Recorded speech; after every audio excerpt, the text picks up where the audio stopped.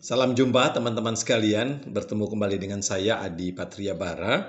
Pada Mirror kali ini saya mau mengajak kita mengingat bahwa sempat trending ungkapan kontroversial dari seorang YouTuber sebelum Lebaran yang lalu yang dianggap meremehkan virus corona. YouTuber itu telah minta maaf dan tentu saja kita harus memberi maaf. Apalagi ini masih bulan suci Ramadan, khilaf itu memang hakikat kita manusia. Namun dari pelajaran menarik dari peristiwa ini adalah kita seringkali tidak sadar bahwa kita semua memiliki pengaruh atau dampak. Setiap kita adalah seorang influencer. Mari kita lihat contoh yang sederhana. Kalau kita pergi ke pasar atau ke tempat yang ramai, tersenyumlah pada orang yang tidak kita kenal dan anggukan kepala kita saat berpapasan. Maka apa yang terjadi? Orang itu akan membalas dengan tersenyum dan menganggukkan kepala walaupun kemudian dia tampak berpikir keras. Siapa ya? Salah orang kali.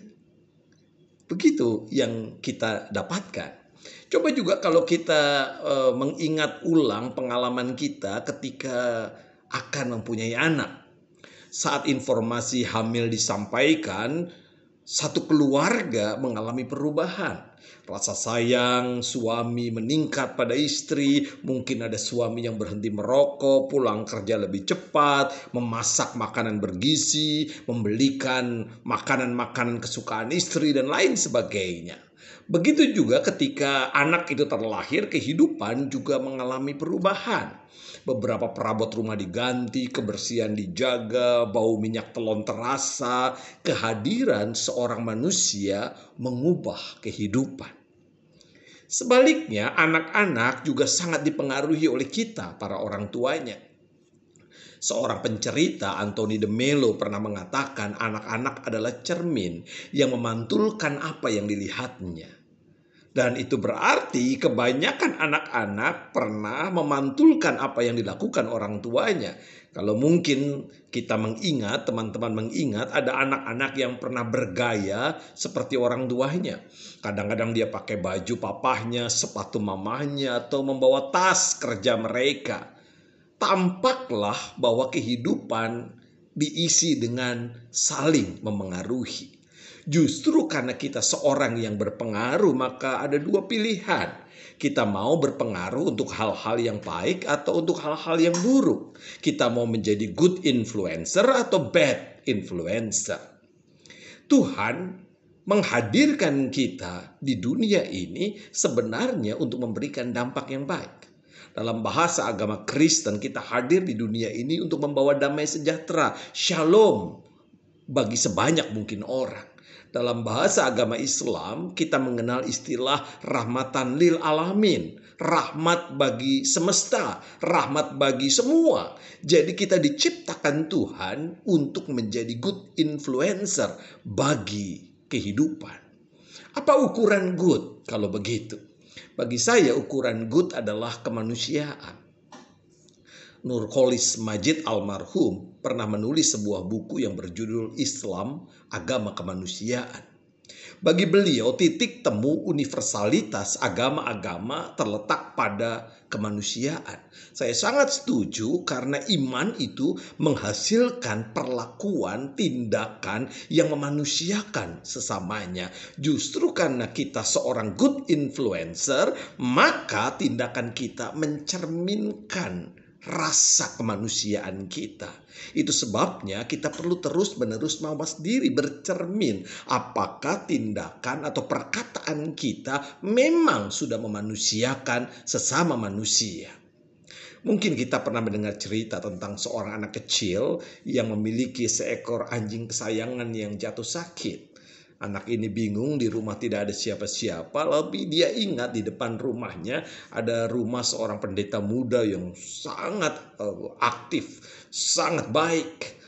Tanpa pikir panjang anak itu berlari ke rumah Pak Pendeta. Dia ketuk pintu rumah Pak Pendeta, tok tok tok tok. Pak Pendeta keluar dan tanya, anakku ada apa? Pak Pendeta, di rumahku ada yang sakit. Dengan segera Pak Pendeta yang baik dan rajin ini mengambil Alkitab, mengambil kitab suci, memakai baju dan sepatu, lalu berjalan menuju rumah anak itu. Sesampai dekat dengan rumah anak itu, Pak Pendeta tanya, "Nak, siapa yang sakit?" Ragu-ragu anak itu menjawab, "Anu Pak Pendeta, anjing kesayanganku." Pak Pendeta kaget bukan main, belum pernah ia mendoakan anjing dan di sekolahnya dulu tidak pernah ada pelajaran mendoakan binatang. Tetapi apa mau dikata, dia sudah sampai di rumah anak itu dan tampaklah seekor anjing sedang tidur rebahan, tampak loyo. Pak Pendeta tanpa pikir panjang mengajak anak itu berdoa dengan wajah yang murung. "Ayo nak, kita berdoa," kata Pak Pendeta. Lalu dia berkata, "Wahai anjing, kalau engkau mau mati, matilah. Kalau engkau mau hidup, hiduplah. Amin," katanya. Udah ya nak, lain kali kalau anjing sakit jangan ke Pak Pendeta, kamu pergi ke dokter hewan, kata Pak Pendeta. Lalu dia pulang ke rumahnya. Tetapi ajaib, beberapa hari kemudian anjing itu sembuh. Anak itu bergembira sekali, dia lari ke rumah Pak Pendeta, dia ketuk rumah Pak Pendeta, "Pak Pendeta, Pak Pendeta." Lama Pak Pendeta baru membuka, wajahnya tampak pucat.